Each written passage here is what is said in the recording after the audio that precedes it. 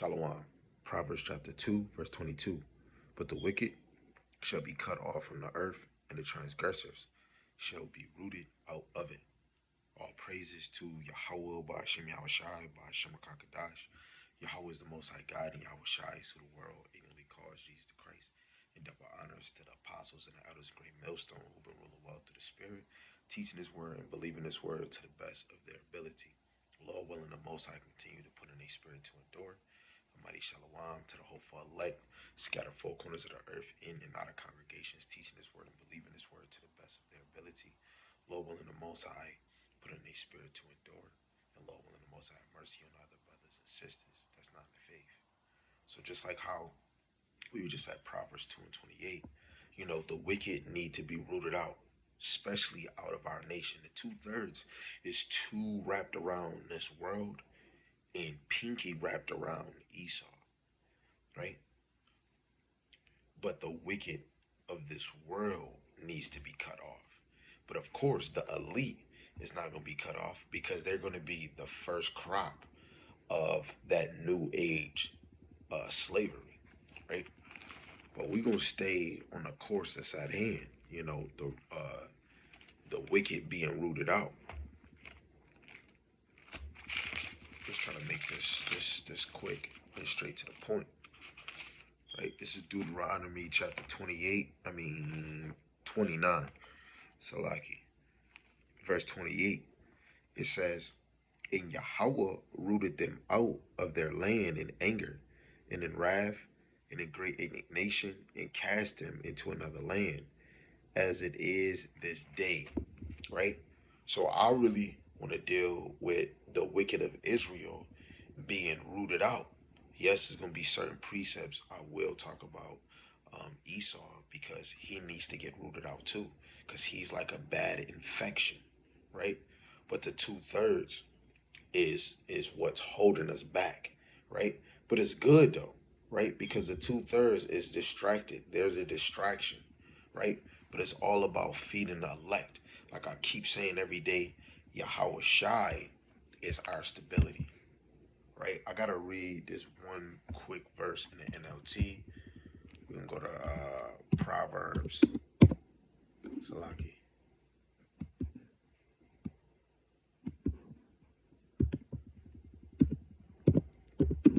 We can go to Proverbs chapter 5 and read verse 21 to 23. This is what it reads. It says, for Yahweh sees clearly what a man does, examining every path he takes. Even evil men is held captive by his own sins. They are ropes that catch and hold him. He will die for lack of self-control. He will be lost because of his great foolishness. And this really just answered, a lot of our problems, right? Especially if we wicked and we keep falling into sin. It says, this man will be held captive by his own sin. And this is an evil man, right? And if we doing sin, which is evil in the eyes of the Lord, right, will be held captive to it, especially if your heart is in it. And it says they are ropes that catch and hold him, right? And this is another thing that goes with another lesson. Lord willing, through the Spirit, I'm able to do the path of Yahushai, right? We have to stay in the path of Yahushai, which is just continue the marathon of Yahushai being the stability, right, of our time. And the wicked in Israel don't understand that, right? They're going to have to understand through death by pain, right? We can go to Job, the 18th chapter, verse 16 to 18, and it reads, his roots shall be dried up beneath, and above all his branches, and above shall his branches be cut off. His remembrance shall perish from the earth, and he shall have no name in the street. He shall be driven from light into darkness, and chased out of the world. He shall neither have son nor nephew among his people, nor any remaining in his dwelling. Right? And this is why the two-thirds, yeah, they might think that they having a whole bunch of fun. In the later end, you know, ain't gonna be no remaining of them, right? Ain't no, especially if the wicked get killed by a gun, war, jealousy, right? You got men killing women, or killing men, or women killing men. It's a whole bunch of evil in our nation, right? But it's really mostly of the two-thirds, right? His remembrance shall perish from the earth, and he shall have no name in the street, right? And you're not gonna have no name where we rejoice on, right? The Lord don't give a damn about the prosperity of the wicked. You're just a background character playing that part. We all have to play a part, and the wicked is playing their part, and they're being rooted in this world. You are the big problem, let alone the wicked in our nation. You are the big problem. This is why two-thirds are going to get cut off, because they are the heavy load, the heavy burden, right? Job 21, verse 30, it says that the wicked is preserved to the day of destruction. They shall be brought forth to the day of wrath. And this don't take away from Esau and the other nations, especially in Babylon. It don't take away from them. But for Israel, right? The wicked, some of y'all not getting, y'all should have been got killed. A lot of us that did things we should have been got killed, but the Lord is preserving you. And now we get to know and be like, dang, it is wicked mother suckers out here that the Lord is just still allowing just to live, so they can just live the enjoyment.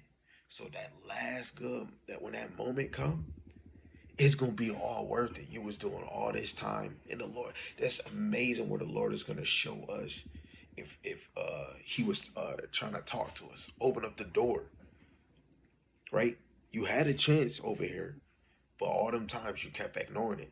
And imagine if we was those two-thirds, all them times the Lord was opening up the door and we just kept ignoring it, right? What if we was one of those people that Yahweh Shemashai had the door open and you kept walking past it? This is Psalm chapter 37, verse 20. It says, "But the wicked shall perish, and the enemies of Yahweh shall be as the fat of lambs. They shall consume. Into smoke shall they consume away." Right? The wicked of Israel is going to consume away the two-thirds on this side. We're aiming to make it on this side. If y'all if excuse me, if y'all brothers and sisters saying y'all tired, your work should show that you're tired. If y'all saying y'all tired, y'all faith should show that you're tired. Something that an elder just said to me, and I feel like he was saying this to me, like we was talking.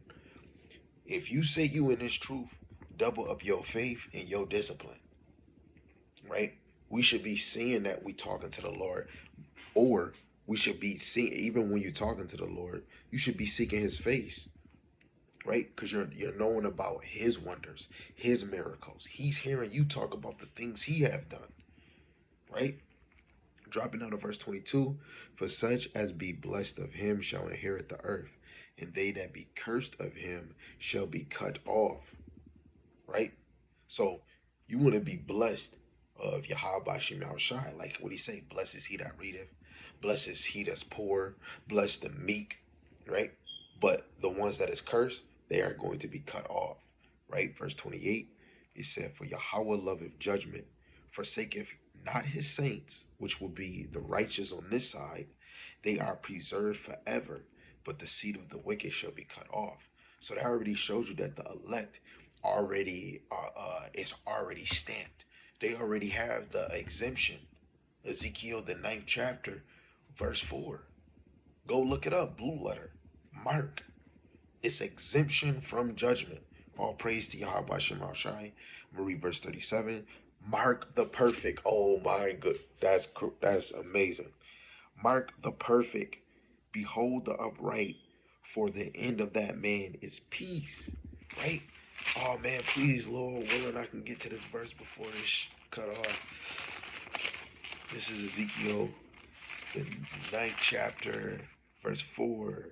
"And Yahweh said unto him, Go through the midst of the city, through the midst of Jerusalem, and set a mark upon the foreheads of the men that sigh, that cry for all the abomination that be done in the midst thereof.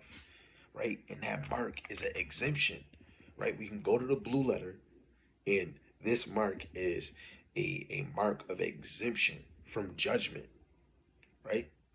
The Lord just go past you, and it's like the same exemption that you see what happened in Exodus, the 12th chapter, when they were no, I believe it's the 11th chapter. Let's correct that. Just like what Apostle Gabar said, you slip on the tongue, you hurry up and correct it, right? Yeah, that goes into Exodus, the 11th chapter, right? Going into the firstborn being killed, and really, I was actually right. The 12th chapter, from verse 29 probably to verse 31. Those is probably the main point, right? But the firstborn are slain, but it's talked about from verse 4 in chapter 11 probably to chapter 10, verse 4 to 10, right? But Yahweh Bashem Yahushai don't play, man. Let alone right there and then. What did he do? He cast off the wicked, right? And he held on to the righteous, right? Which was Israel in that time, right? Lord willing, they letting me do this. Let me go to this other one. That's Psalms 37, verse 38. It says, "But the transgressors shall be destroyed together. The end of the wicked shall be cut off." Right? The transgressors shall be destroyed. Who's the transgressor? What is sin? Transgression of the law. And that is them 2/3. Right? Deep down in their heart, they did not give a fickle sound. This is Isaiah chapter 3, verse 10 and 11. It says, "Say ye to the righteous, that ye shall be well with him, for they shall eat the fruit of their doings. Woe to the wicked, it shall be ill with him, for the reward of his hands shall be given him." Right? The reward of his hands shall be given him. Just like how Esau, the higher up of the nations that actually rule, right, which is Esau, right, they're gonna get double, right? They're gonna get double. You go to Tim Hortons, you want a double, they getting double. The 2/3, you getting double. This last Hawami is gonna be like Sodom and Gomorrah. You gonna get the Esau version, but it was really Yahweh Shema Shai giving them the wisdom on the left hand side how to make these nukes, right? The bishop explained it perfectly how the powers that be, the angels, made a fire, a brimstone fire, like the nukes out of the elements, right? Because they have power of the Lord, right? And the Lord put that spirit in Esau to study these type of elements, the things that they put together to make these nukes. And it's the same elements that was in Sodom and Gomorrah, but it's man-made, right? All praise to the Most High that He's showing that He's right in front of us, that He's creating the destruction that's going to kill His nation or destroy His rulership, what's going to tear down all nations, right? That is the crazy. The Lord really is using the nation to make their own weapon in their face. They're making their own death right in their face, man. All praise to Yahweh Shema Shai, Lord willing. This is edifying. Like, I'm motivated. Yahweh Shai is our stability. Yahweh Shai is our stability. Passover is coming soon. Purge out, purge out the leaven, right? Root out the leaven. Purge out the leaven, root out the leaven. If I can do it, you can do it. If you can do it, I dang sure can do it. All praises, Yahweh speed. Shalom.